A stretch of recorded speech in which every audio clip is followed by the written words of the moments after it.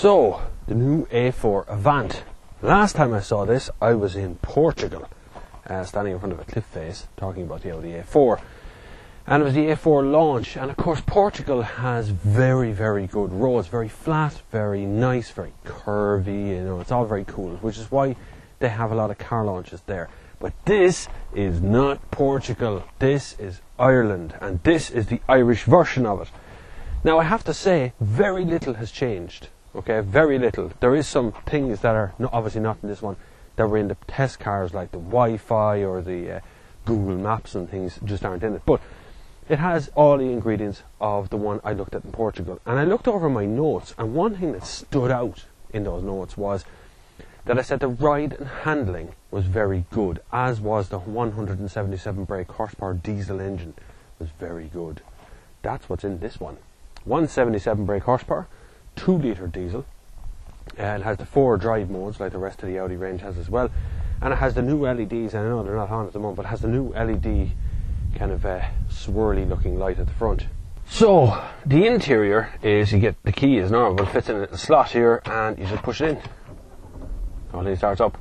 There's no turny key or push buttons or anything else. I like that actually, because there's some place to put the key as well as a kind of a push button start, so I kind of like that thing. This one is powered by the 2 litre 177 brake horsepower put through a 6-speed box. I do like that. No need to touch the handbrake, it goes off on its own. The handbrake is a little push or pull switch of some sort. Just drive out of here onto the road. All this countryside has given me an appetite. I'm quite hungry now. The car itself is extremely well sorted. They have worked on suspension for Irish roads, for English roads, for all around the edges of it, because the one I drove in Portugal was insanely comfortable, and this is exactly the same. It feels the same. It behaves the same on the road. I'm very impressed about the handling. I'm also very impressed with that engine. It is, I think, one of the best that Audi make. It's very smooth, leaving out the 3 litre twin turbo one. It is very smooth and responsive in every single gear, and I'm very surprised about that. I thought it would be, well, a bit sluggish being a 2 litre engine in an Audi, because Audis, like every other car in the market, have gotten a bit heavier since time began, and it's quite normal. I know Audi are kind of masters at weight differentials, so they make a lot of cars out of complete aluminium. They put in aluminium bits into the chassis and they lighten everything they possibly can, and that's kind of the key behind Audi. That's how they manage their handling so well. Speaking of handling, this is just a 2-wheel drive version, and it clings on like a housefly. There's no wallow out the back. There's no kind of feeling that the car is going to let go at any point. Now I do have the traction control on, of course I do. The noise of the engine gives you the idea that it's not a diesel, that it's actually a petrol of some sort, or some sort of big engine thing. Diesels have started to sound a lot better these days than when they used to be around big clattery things. Now they're not. Now they sound nice, they go nice, they are nice, they just go, you know. But the home of a car like this is, of course, the motorway. Now it's also the home of this car to say that this car would be brilliant for the school run, because I can easily fit 3 adults in the back, or 3 kids in the back, or 2 child seats and an adult in the middle. I can do all that in an Audi A4, which is a new thing for the Audi A4, because it was always, my main gripe with the old one was rear leg room. Never really had enough. I always felt a bit compromised back there because it needed to have a boot.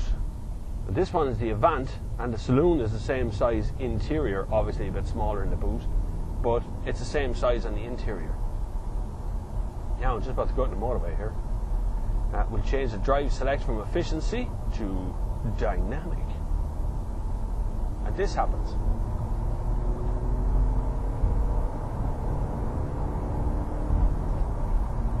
And I just gone out of third, and I'm at license losing speed. That's some engine. That is some engine. It tops out there. It starts to top out about 5,000 revs. Goes into the red line about 4.5.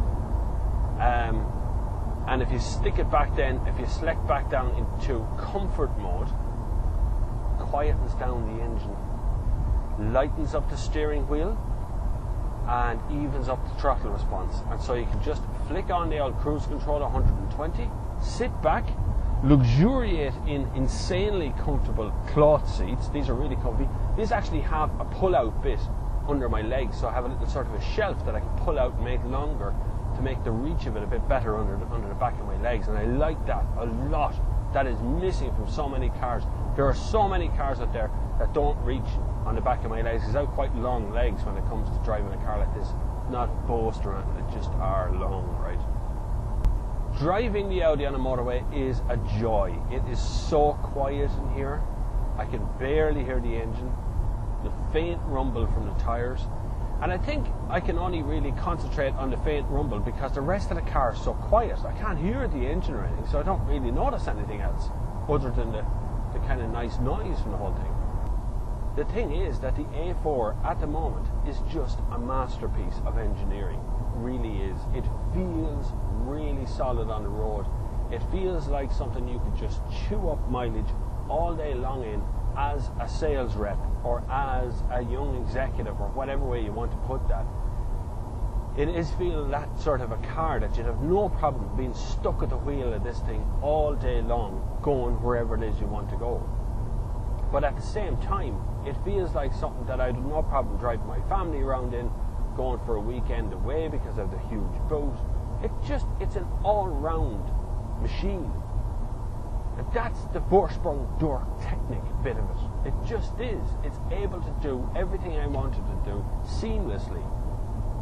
Now this one has auto wipers and auto lights as well, and the xenon headlamps on the front along with the LED pack around the side. I do advise you to go to kind of spec that this is.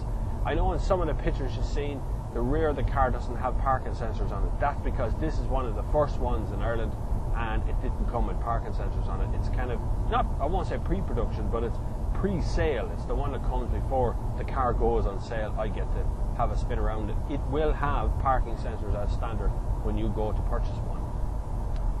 I haven't needed them, I have to say. Good visibility out the rear. I don't have a problem with parking it or having any trouble along with it. I'm pretty happy. I love that interface in front of me that tells me what's going on. Tells me what radio channel I listen to or what MP3 I'm listening to. Also tells me the time, the date, my current fuel consumption, how many kilometers I've done since I started driving, the outside temperature, what gear I'm in, and how many miles I've done since I've got the car. It's all on one screen. At a glance, I can see what I want. Small fuel gauge, small temperature gauge, speedo, rev counter. You're done. You don't need any more. This Audi A4 is now the king of the segment. In my mind, it's the king of the segment. It's kicking everybody else's ass. It feels nice. It drives nice. All the surfaces are good. I love it. I love it. I haven't loved a car like this in quite some time. Last car I loved like this was the A6. Yeah, A6. That's the last car I felt the desire to buy now. I mean, break a checkbook out and buy it this minute. And that's exactly what I feel for this car at the moment. Is let's kick open a checkbook here now and let's put down a deposit on a new A4. That's the way I feel, that's what I think, and that's the way it is.